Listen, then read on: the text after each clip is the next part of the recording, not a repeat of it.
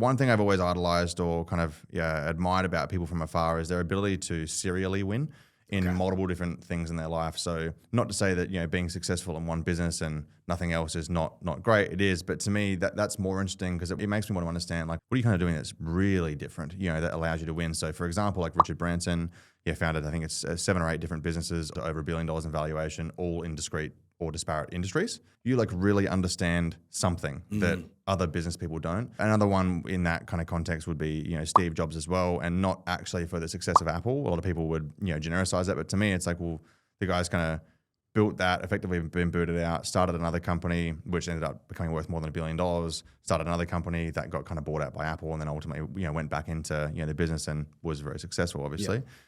So that is a characteristic for me, is, something that's really interesting. This sort of, like unparalleled, discipline and like antithetical thinking. So kind of, thinking differently to other people. So, the Warren Buffetts and Charlie Munger of the world to me are like fascinating, not because they built Berkshire Hathaway that's worth $1 squillion. That's great and love to see that too. But it's actually like, if you really read about them and, kind of study their moves and whatever, you go, oh, well, you actually did things really different, to a lot of people and pioneered a completely different way of thinking about business that even still today, despite it being publicly available, 99% of the world want to pretend doesn't exist, and it's not true.